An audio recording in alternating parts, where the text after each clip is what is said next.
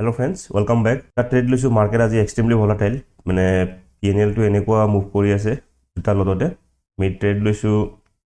9:22 ছেকেণ্ডত আমি এটা কল ফালে ট্ৰেড লৈছোঁ আমি আগতে ষ্টপ লছ টাৰ্গেটৰ কাৰণে ৰেডি থাকোঁ কাৰণ মাৰ্কেট বহুত ভলাটাইল এতিয়া ষ্টপ লছ হিট হয় ঠিক নাই তাৰপিছত আমি ডিছকাছ কৰিম ট্ৰেডটো কিয় লৈছিলোঁ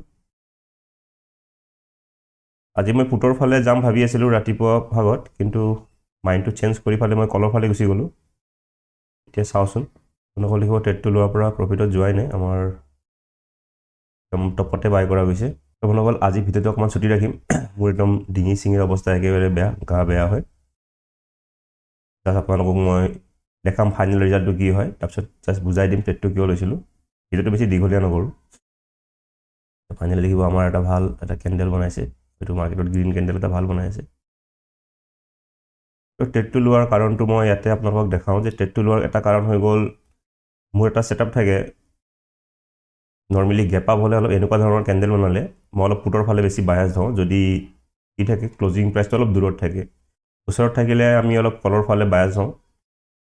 এতিয়া কি হয় ক্লজিং প্ৰাইচৰ ওচৰত যদি মাৰ্কেট যায় তেতিয়া তাতে কি হয় চেলাৰ্ছ এক্টিভেট হয় তেতিয়া ওপৰত যোৱাৰ চান্সেছ থাকে কিন্তু যদি ক্লজিং প্ৰাইচটো দূৰত থাকে তেতিয়া চেলাৰ্ছ ইমান এক্টিভেট নহয় তো মাৰ্কেটে কি কৰে যিটো ডাউন গেপ ডাউন অপেনিং দিয়ে সেই অপেনিংটো কণ্টিনিউ কৰে তো অপেনিঙৰ ওপৰত ডিপেণ্ড কৰে আৰু কিন্তু আজি দেখিব মাৰ্কেট ইমান এক্সট্ৰিমলি দূৰতো নাই আৰু একদম ওচৰতো নাই গতিকে অলপ কনফিউজিং আছিলে পুটত যাওঁ নে কলত যাওঁ তাৰপিছত যদি ইফালে চাবলৈ যায় আমি প্ৰিভিয়াছ ডে চাইক'লজি ইউজ কৰোঁ chart repeat concept previous day দেখিব গেপ ডাউন অপেনিং হয় ৰেড কেণ্ডেল বনাই কি কৰিছে কণ্টিনিউ নিগেটিভ আহিছে গতিকে আজি অলপ এইম হ'ব এটলিষ্ট যে মাৰ্কেটে কি কৰিব আৰু কালিৰ ছেশ্যনত দেখিব মাৰ্কেটে কি কৰা নাই ক্লজিং প্ৰাইজৰ ব্ৰেকআউট দিয়া নাই তো আজি মোক লাগিছে এটলিষ্ট মাৰ্কেটে যদি তলতো আহিব থাকে নিগেটিভ এটলিষ্ট ক্লজিং প্ৰাইজৰ ব্ৰেকআউটটো দিব আজি এই ক্লজিং প্ৰাইজৰ ব্ৰেকআউটটো দিলে আমাৰ যিটো টাৰ্গেট থাকে ধৰি লওক আমি ইয়াতে ক'ৰবাত এণ্ট্ৰি লৈছোঁ তো ক্লজিং প্ৰাইজৰ ব্ৰেকআউট দিলেও আমাৰ 136 140 পইণ্টছ আমি পাই যাম তাতে আমাৰ টাৰ্গেট পাই যাব লাগে তো মাৰ্কেট বহুত ভলাটাইল এতিয়া মই প্ৰফিট আমাৰ মোটামুটি ভালেখিনি বাঢ়িছিলে আমি যদি এটা চাবলৈ যাওঁ ঠিক আছে আমি এতিয়া দেখিব ভলাটাইল আছে মাৰ্কেট আজি বহুত আমি ৱেইট কৰিম আমাৰ এটা ভাল হৈছে যে লছৰ পৰা আমাৰ এতিয়া প্ৰফিটত আহি গৈছে নৰ্মেলি আমাৰ কি হয় প্ৰথম ডাইৰেক্ট ট্ৰেডটো লোৱাৰ পিছত প্ৰফিট দেখায় প্ৰফিটৰ পৰা আমাৰ লছত আহে আজি ওলোটা আহিছে ডাইৰেক্ট লোৱাৰ লগে লগে লছত আহিছে তাৰ পৰা প্ৰফিটত আহিছে আমি হল্ড কৰিম তো বন্ধুসকল মাৰ্কেট বহুতেই ভলাটাইল আমাৰ প্ৰথম ট্ৰেডটো লোৱাৰ লগে 1400 টকামান লছ 2 মিনিটৰ ভিতৰতে আকৌ 1700 টকা প্ৰফিট তাৰপৰা আকৌ 4-5 মিনিটৰ ভিতৰত আকৌ 3000 টকা লছ তাৰপৰা আকৌ অলমষ্ট ব্ৰেক ইভেন আহি গৈছিলে আকৌ 2-3 মিনিটৰ ভিতৰত আকৌ দেখিব 2600-2700 টকা লছ চলি আছে গতিকে মই ষ্টপ লছ ল'বলৈ ৰেডি হৈ আছোঁ তো দেখিব আমাৰ গতিকে মই ষ্টপ লছটো দি দিওঁ বন্ধুসকল তো আজি বহুত স্পাইক আছে স্পাইকত যদি মই মেনুৱেলি এক্সিট কৰোঁ মেনুৱেলি এক্সিট কৰিলে সেইটো ডাঙৰ লছো ল'ব লগা হ'ব পাৰে ডাঙৰ মানে কি 500 টকা 1000 টকা এটা এক্সট্ৰা যাব পাৰে সেইকাৰণে মই কৰিছোঁ কি চিষ্টেমত ষ্টপ লছ দিছোঁ যাতে ডাঙৰ লছ নহয় একজেক্ট 5 কেঁচা বন্ধুসকল ইয়াতে কেণ্ডেল হোৱাই নাছিলে কিন্তু তাৰ আগতে আমাৰ মানে দেখাই দিলে ষ্টপ লছ হিট হোৱা বুলি তাৰমানে কিমানে ফাষ্ট মমেণ্টাম দিছে ঠিক আছে বন্ধুসকল আমি ট্ৰেডটোৰ পৰা ওলাই গ'লোঁ আৰু আমি একজেক্ট যিটো আমাৰ 70 পইণ্টছ ষ্টপ লছ থাকে 4900 আমি সিমান বুক কৰিলোঁ তো আজি ভাবি আছিলোঁ ভিডিঅ'টো ছুটিকৈ ৰাখিম কাৰণ গা একেবাৰে বেয়া জ্বৰ মূৰৰ বিষ ডিঙি একদম পূৰা চেৰচেৰাই আছে কিন্তু মই ভাবিছিলোঁ ভিডিঅ'টো ছুটিকৈ ৰাখিম ছুটিকৈ বনাম কিন্তু মাৰ্কেটে মোক হেল্প কৰিবৰ কাৰণে মোক ষ্টপ লছে দি দিলে সোনকালে ষ্টপ লছ দি ইফালে মোক আজৰিয়ে কৰি পেলালে তো ঠিক আছে বন্ধুসকল মই ট্ৰেডটো লোৱাৰ কাৰণটো ক'লোৱে ৰাতিপুৱা সময়ত মোৰ অলপ পুট অপশ্যনৰ ফালে যোৱা ইচ্ছা আছিলে কিন্তু যিহেতু চাৰ্ট ৰিপিট কনচেপ্টটোৰ কাৰণে মই কৰিলোঁ কি অকণমান কলৰ ফালে এম ল'লোঁ আৰু আমাৰ কলৰ ফালে লোৱা ট্ৰেডটো ভাল হ'লহেঁতেন যদিহে অলপ মাৰ্কেট এই যিটো লেভেলটো অকণমান ইয়াৰ ওচৰত যদি মাৰ্কেট হ'ল্ড কৰিলেহেঁতেন মানে ক্লজিং প্ৰাইজৰ ওচৰত যিমানে ক্লজিং প্ৰাইজৰ ওচৰত হ'ল্ড কৰে মাৰ্কেট তো সিমানে কি হয় চেলাৰ্ছ এক্টিভেট হয় আৰু প্ৰিভিয়াছ ডে যদি মাৰ্কেট ডাউন ট্ৰেণ্ডত আহিছে আজিও মানুহে চেল কৰিব চেল কৰিলে মাৰ্কেট ক'ত যাব ওপৰত যাব এনেকুৱা মোৰ এইম আছিলে কিন্তু যিহেতু ডিষ্টেঞ্চটো অকণমান বেছি হৈ গ'ল তো বেছি হোৱাৰ কাৰণে অকণমান হয়তো ষ্টপ লছ ইমান মাৰ্কেটে নাপালে আৰু ওপৰত নগ'ল আৰু মাৰ্কেট কণ্টিনিউ তলতে আহি গ'ল তো আমাৰ ষ্টপ লছ হিট হৈ গ'ল আৰু যদি আমি চাব যাওঁ নিফটি আৰু চেনচেক্স বিশেষকৈ বহুতেই বেছি নিগেটিভ নিফটি আৰু চেনচেক্স দেখিব পূৰা নিগেটিভ কিন্তু এতিয়া যদি চাবলৈ যাওঁ দেখিব চেনচেক্স এটা লেভেল ব্ৰেকডাউন দিছে 84,500 লেভেল আৰু নিফটিও দেখিব এতিয়া 59,000 লেভেলৰ তলত আছে আৰু যদি চাবলৈ যায় ডে ল'ৰ ওচৰৰ পৰা মাৰ্কেট ৰিভাৰ্চেল দিব ট্ৰাই কৰি আছে তো যিহেতু এই ৰাউণ্ড নাম্বাৰবিলাক ব্ৰেকডাউন দিলে আৰু কালিও মাৰ্কেট নিগেটিভ আছিলে কালিও মাৰ্কেট নিগেটিভ আছিলে, গতিকে আজি মাৰ্কেটত বহুতে চেলিং কৰিব ট্ৰাই কৰিব, আৰু মাৰ্কেটত যে চেলিং কৰিব মোৰ এইম আছিলে মাৰ্কেট ওপৰত যাব, আৰু আমাৰ এণ্ট্ৰিটো বহুতে বেয়া হ'ল, এণ্ট্ৰি বেয়া হোৱাৰ কাৰণে আমাৰ ষ্টপ লছ হিট হৈ গ'ল। এতিয়া অলপ টাইম মই অবজাৰ্ভ কৰিম বাৰু, তো আপোনালোকে অবজাৰ্ভ কৰিব মাৰ্কেটটো ট্ৰেড কি হয়। ইয়াৰ পৰা যদি এতিয়া যদি চাবলৈ যায় দেখিব মোৰ ষ্টপ লছটো হিট কৰিয়ে মাৰ্কেট দেখিব এতিয়া ভাল ৰেঞ্জতে আহি গ'ল, ষ্ট্ৰং দুটা কেণ্ডেল বনাই আছে। মোক লাগিছে মাৰ্কেট হয়তো ইয়াৰ পৰা ৰিভাৰ্চেল দি দিব পাৰে, কাৰণ ইয়াতো 84,500 যিটো আমাৰ এটা থাকে ৰাউণ্ড নাম্বাৰ ব্ৰেকডাউন দিলেও কি হয় চেলাৰ্ছ আহে, আৰু নিফটিও কণ্টিনিউ ব্ৰেকডাউন মানে ল'বিলাক ব্ৰেকডাউন কৰি গৈ আছে, তো চেলাৰ্ছে এইবিলাকত আহিব। চেলাৰ্ছ আৰু প্ৰিভিয়াছ ডে দেখিব মাৰ্কেট নিগেটিভ আছিলে, আৰু যিবিলাক ট্ৰেডাৰ থাকে তেওঁলোকে একো নাজানিলেও মানে নিউজ নাচালেও তেওঁলোকে ভাবে যে কালিও মাৰ্কেট নিগেটিভ, গতিকে মাৰ্কেটত কিবা বেড নিউজ নিশ্চয় আছে, আৰু ইভেন US মাৰ্কেটো নিগেটিভ আছিলে। পিছত মৰ্ণিং হাফত বাৰু মই চোৱা নাই US মাৰ্কেট কি হ'ল, ৰাতি মই চাওঁতে নিগেটিভ আছিলে, গতিকে ডাউন ট্ৰেণ্ড আছিলে। গতিকে আজি চবে কি কৰিব মানে চবে চেলিং কৰিব ট্ৰাই কৰিব, বা এনেকুৱা মাৰ্কেটত কোনো বাই নকৰে, আৰু এনেকুৱা মাৰ্কেটত কোনো যেতিয়া বাই নকৰিব তেতিয়া মাৰ্কেট কোনফালে যোৱা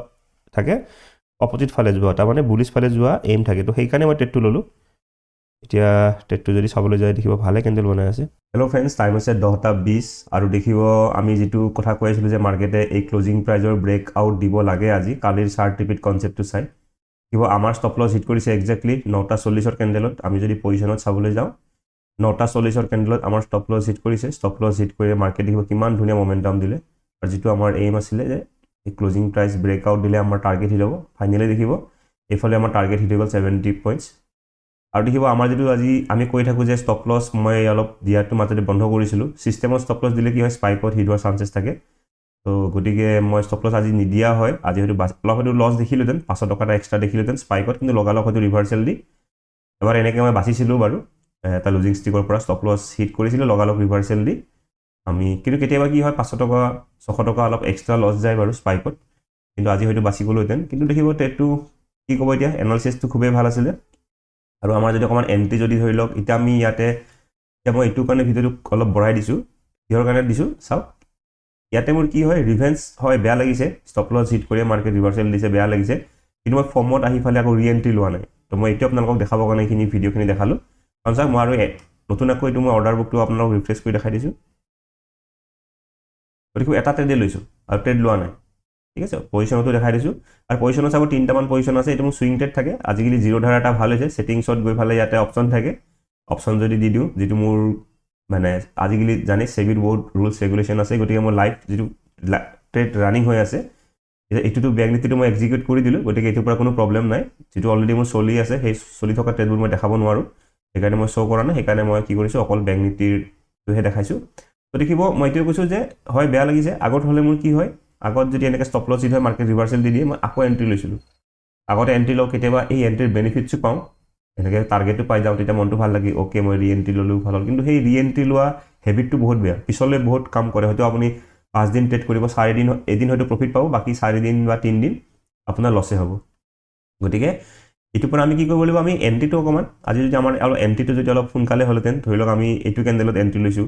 ইমান ডাঙৰ গ্ৰীণ কেণ্ডেলত এণ্ট্ৰি লোৱাতকৈ আমি যদি অকণমান ৰিট্ৰেচমেণ্টত এণ্ট্ৰি ল'ব ট্ৰাই কৰিলোঁহেঁতেন, ধৰি লওক আমি দেখিছোঁ যে আগৰ কেণ্ডেলটো ইমান ডাঙৰ ষ্ট্ৰং বনাইছে, অকণমান তলত লওঁ,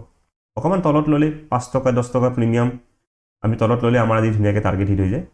তো মাৰ্কেট দেখিব এটা ভাল লাগিছে যে আমি যেনেকৈ এনালিচিছ কৰিছিলোঁ, আমাৰ যদি চাৰ্ট ৰিপিট কনচেপ্ট মই আপোনাক কৈ থাকোঁ, তো চাৰ্ট ৰিপিট কনচেপ্টটো ধুনীয়াকৈ ৱৰ্ক কৰিছে। মাজতে এদিন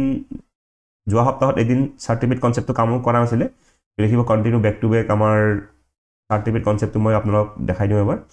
তো গেপ ডাউন অপেনিং হয় বুলিছ আছিলে,